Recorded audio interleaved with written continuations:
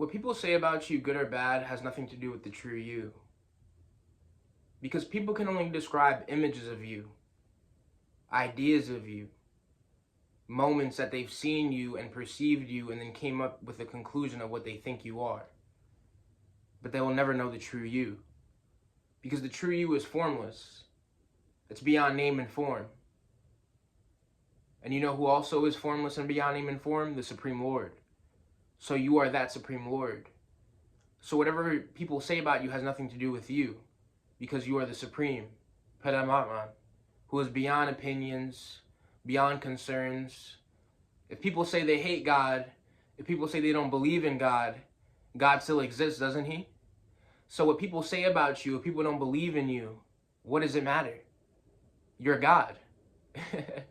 And this is the power of remembering the Guru's teachings, is that subtly people will try to influence you, very subtly, with BS, self-limiting beliefs, holier-than-thou mentalities. Even though they're the biggest hypocrite, they will act like you are the devil. Meanwhile, they're always hissing. But they think because they're smiling while they're hissing, they are superior to you. They think that they are better than you. They think that they are holier than thou. But the one who drinks wine is said to be being... You know what, fuck it, I'm not going to restart this video. The one who is drinking wine, but at the same time is connected to God, can be considered to be drinking his mother's breast milk, because he sees everything as a divine mother. He doesn't think of mistakes. He doesn't think of perfect actions, because every action is God's. So whatever judgment people place on him, he has no concern. The same way, for some reason, God just made me stop talking just now. You could say I could start over the video, but everything is God's will. Why would I restart the video? It's all God's will. Well, I don't care about seeming perfect like some perfect speaker. Even my imperfections are perfection. So why should I restart the video? It doesn't matter. It doesn't matter if people think highly of you. It doesn't matter if people think lowly of you. Their opinions will change. There's this beautiful, beautiful thing that happened. And I was calling people out for me giving them spiritual knowledge and helping them, but then them not giving back.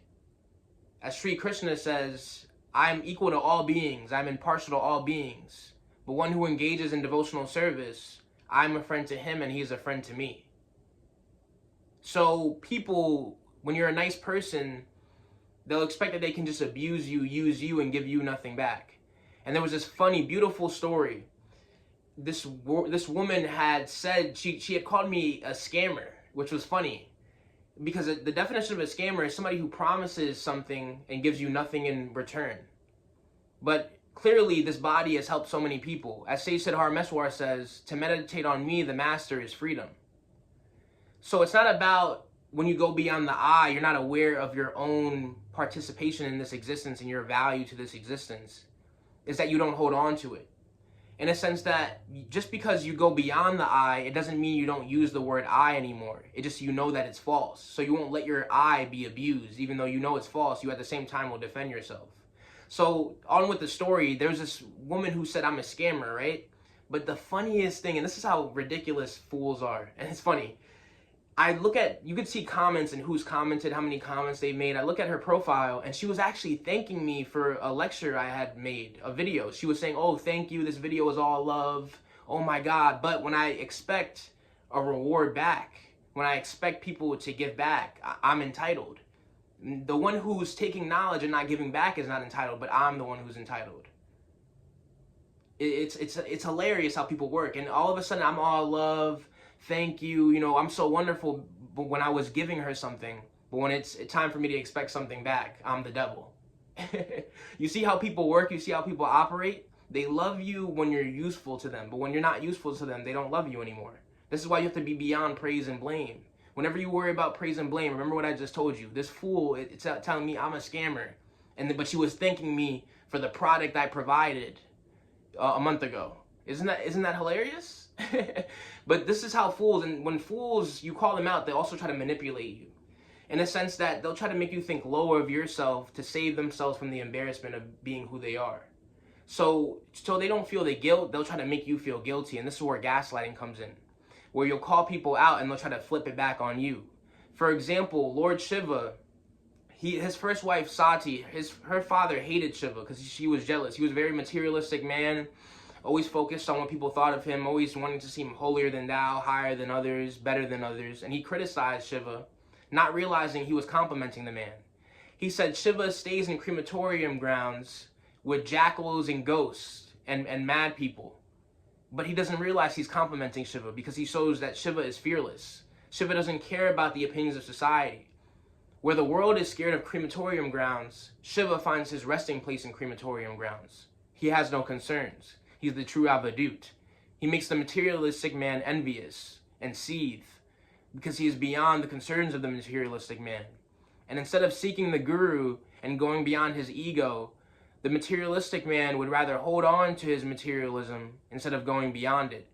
He will even hold on to his spiritual materialism, thinking he is holier than thou, than the one who is truly actually devoted to God. It's like a woman who says, I love all cats. I would never get rid of a cat who's attacking me. But then when she goes in front of a tiger and you tell her to go and hug the tiger, she doesn't want to hug the tiger. She's all loving before the event, but when it's actually time to make logical sense of what they're saying, they have no logic to back it up. In a sense that they want to seem better than you, holier than you, for being logical, for expecting what you give out in the world, which is logic. And it's beautiful when we follow logic and aren't concerned with the opinions of the world.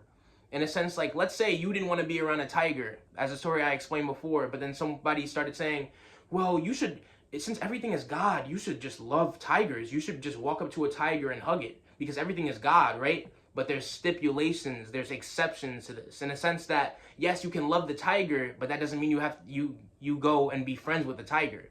Ramakrishna says, if just because a God isn't a tiger, will you go and hug the tiger? No. So it's the concept of foolishness that people have where, in a sense that you just have to accept everything. But actually, the beauty of the limitless God is that there's even rejection in acceptance. God is so limitless, you can accept something by rejecting it. You can at the same time accept it and reject it. But fools, they'll expect you to be a certain version of what they want you to be that's convenient for them. And if you're not that, then you're not spiritual. Then you're not truly holy. And it's beautiful when you realize the BS that people will try to put on you, all the nonsense, all the opinions that they have. You realize that it has nothing to do with you. The way it changes, it goes, one minute they love you, one minute they hate you, you're so wonderful. You realize it's all nonsense. It's all just a game. It's all a Leela. And you notice that only the true devotees have true love.